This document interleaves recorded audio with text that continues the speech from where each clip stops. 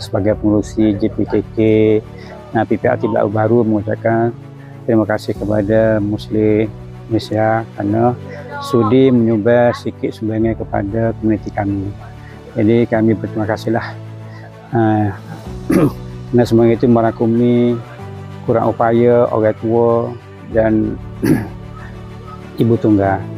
Jadi saya berangkat sebagai pengurusi mengucapkan berbanyak-banyak terima kasih ke atas Muslim Malaysia. Umur berapa? 30 lebih dah kali. 30 lebih dah. Oh. Maknanya dia tu istimewa dia gana cuba kalau memang cerita. Dia kurang maknanya kita rakyat gapo-gapo dia tapi dia ada tahu. Lepas tu anak dia tu lagi tu juga sekolah pergi payah lah. Macam apa ni, macam ngamuk-ngamuk nak kau kata. Ada. Dia straight. Dia jadi macam banyak jenis lugu bendu gitu. Suruh dia buat kerja ke, memang tak lewat ke pasar. Ya. Tapi tak ada gimana.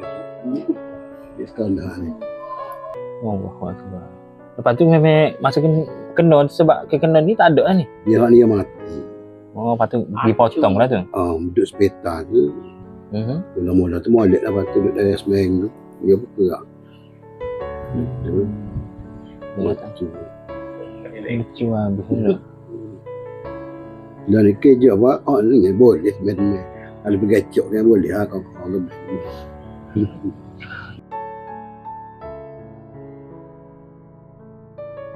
Gua ada kanser apa ni? Bagus. Gosi. Baru gosi. Sama baru. Dia boleh detect tu bila? Lama kita ni nak suami tu tapi akhir. Tak sangka. Dia jadi bekuk ke kan? Kita sudah bisa pun atau kan. Atau kan tu terima bulan. Lepas tu ni tunggu Jadi tak urut. baru 2 hari baru sang tu. 7 hari lagi. Tak stabil lagi lah. Kenapa?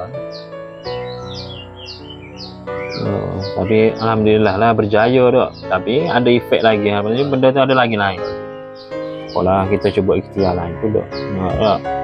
Hari ini alhamdulillah kita telah berjaya menyantuni seramai 10 keluarga di kampung PPRT Belau Hulu Besut ini. Diharapkan kotak infak ini sedikit sebanyak dapatlah meringankan sedikit beban yang ditanggung oleh penerima-penerima di dalam program Ziarah Mahabbah pada kali ini.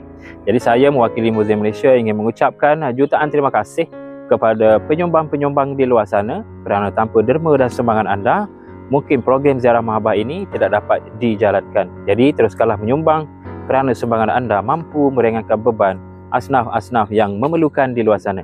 Okay, janji Allah kepada hamba-Nya di dalam surah Ar-Rahman ayat ke-60, hal jazal ihsani illal ihsan. Tidak ada balasan kebaikan melainkan kebaikan jua. Jadi sekian sahaja daripada saya. Assalamualaikum dan terima kasih.